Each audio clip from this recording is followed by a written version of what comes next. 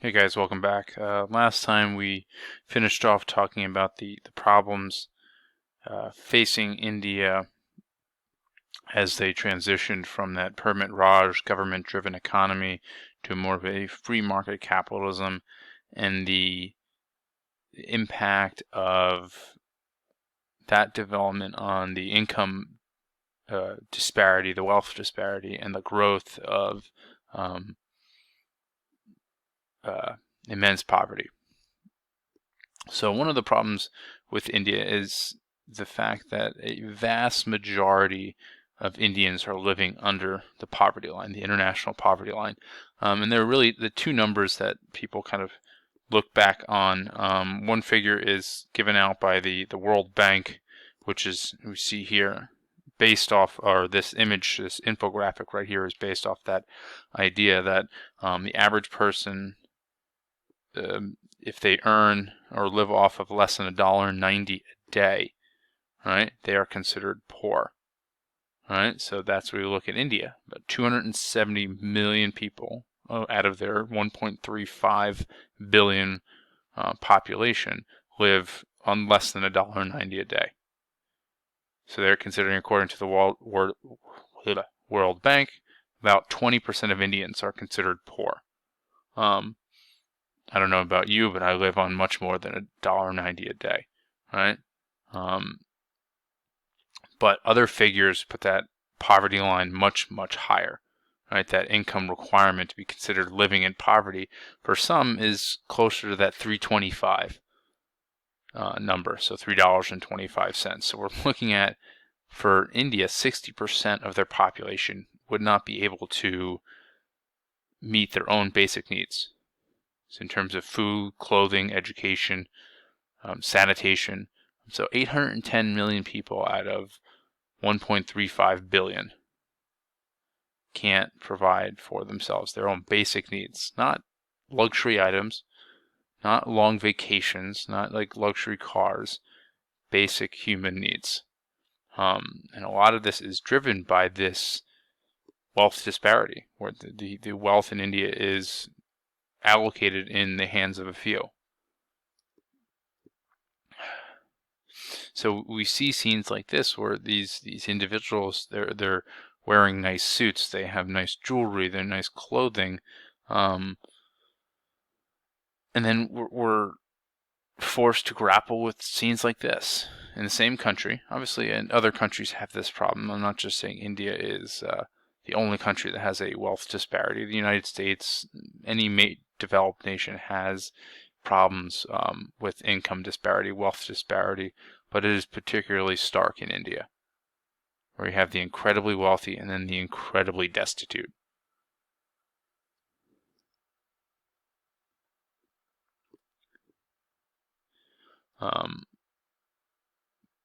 Also, we look at the treatment of children. Child labor is a huge problem in India, where the Modi government has done something, has made some progress. They've outlawed it in recent years, but there is very little enforcement of those policies. All right, so where children are working from an early age, they're not getting an education, they're not going to school, they're not playing with their friends, they're going out and they're sorting matchsticks, right? They're putting toothpicks, they're doing these small menial tasks, sometimes even more labor-intensive tasks, but they're not living a full childhood. And many critics of Modi believe that harsher legislation, harsher punishments are needed in order to prevent those, at least at minimum, 12.5 million children, as young as this young lady here, from working, from losing their childhood. And like I said, they have passed child labor prohibition acts, most recently as 2015, but again, it's not doing enough. The punishments are not strong enough, and children in India continue to suffer.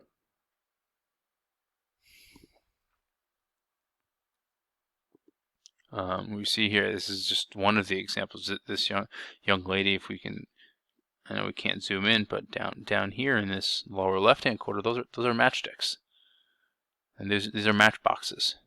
So she's sorting matches and putting them into, counting matches and putting them into boxes. All right, and we have this young boy here, shining shoes. All right, so yeah, it's a simple task, but then he's also from a young age exposed to these harsh chemicals, because the chemicals, the product in shoe polish, is not a harmless substance. So the very fact that he is surrounded by that from such a young age will be, as he grows up, detrimental to his development. And it's not just them working isolated like that, the young woman in the first picture and then the young boy in the second picture. It's almost like they're in work teams. They're doing small little tasks, moving rocks, transporting these small bricks. And then we have young children that are doing this. So they're not playing with their friends. They're not doing things that a quote unquote normal child would be doing. And that's because they need to do this in order to survive.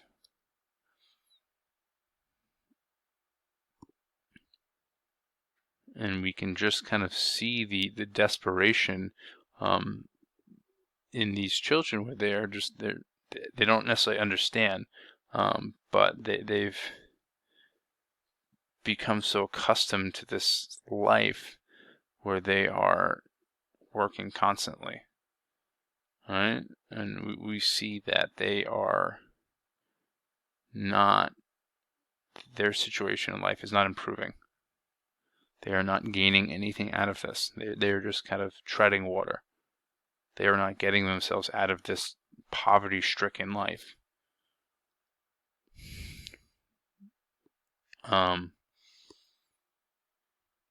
Not only the fact with poverty and the fact of child labor and income disparity, but just general human conditions.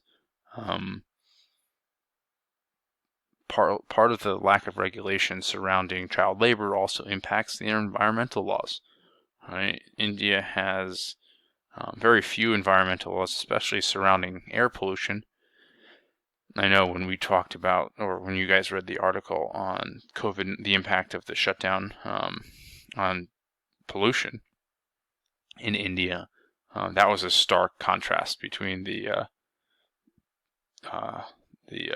skyline pre-shutdown, post-shutdown. And part of that smog that's created is because of these factories that are just churning out chemicals, PM10 and PM2.5, at levels that the global organizations recognize to be 15 times the accepted healthy levels. Right. So in India, at this point, we're looking at the amount of the concentration of these chemicals are 15 times those overall numbers. So India's economy is very literally poisoning its own people, much like we saw that issue with China. And we constantly see images of people in China wearing masks, or you can't see buildings off in the distance. Same problem running in with India, right? But it's not just the air they breathe, it's the water that they drink. We see that because of this, the burning in these factories, the production in these factories, also the dumping of chemicals, that often these water sources are poisoned. They are unable to be consumed. So the fact that these people are then forced to find other means and go beyond their local area for drinking water. And we talked about the dumping of those chemicals into water sources, but it's also dumping it into soil. We see here in the United States that the government has tried to regulate, and some might argue has failed, or many would argue has failed, the dumping of chemicals. And even here in New Jersey, we look up in northern Bergen County, in the Ramapo Reservation in Mahwah, in the area of Mahwah, that's the Ford plants, the Ford paint, dumping it into the Ramapo Reservation. That's the credible issue with the dumping of chemicals. And we look at, and I know many of you will laugh at this, but just like many Indians, look at 60% of the population in India living below that $3.25 poverty line, a lot of them live without running water, right? So they're facing issues of waste management. They're human; they have to go to the bathroom, right? So where are they going to the bathroom? For the most part, we see that happening in open areas, right? So their waste runoff is going into these water sources. It's staying in the streets. So people are literally and figuratively living in their own waste, because it's simply they don't have the means, they don't have the infrastructure to remove it.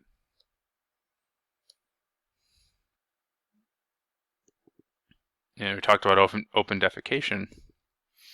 We see it right here on beaches. And this water is running up, and it's washing it out. One of the jobs that these young children might have is fishing garbage, fishing certain chemicals, certain materials. Sorry. All right, and like this boy, I know this little label here is like he's looking for recyclable plastic. I can't imagine he's probably around 10, maybe 11 years old, and he's fishing for plastic in a garbage heap, ingesting this water, breathing in these chemicals as a young child.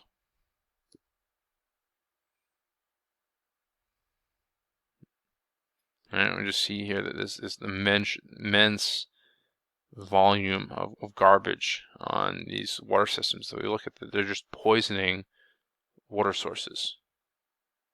So this is undrinkable. The people can't consume water sources that are very, very much so nearby their homes. And that's a problem facing the rest of the world, is that how do you, I know it says the U.S. here, but how does the world compete with countries like India that simply don't have the labor laws, the child laws, the environmental laws, in order to regulate their industry? When countries in developed parts of the world, like the U.S., like Great Britain, many countries in Europe, have these laws. How can their economies compete with that kind of situation where these countries can take advantage of their environment and their workers to a much greater degree than countries like the United States? They don't have to pay their workers the same, so the goods are cheaper to produce. So then they can attract companies from around the world to build factories, to bring jobs into their country rather than the home country of said company. So how can global economies compete with countries that are like India, like China? That's an issue that's going to face the rest of the world for decades to come. All right, so I'll talk to you guys later, and we'll look into the kind of the growth of India and its other problems around the world.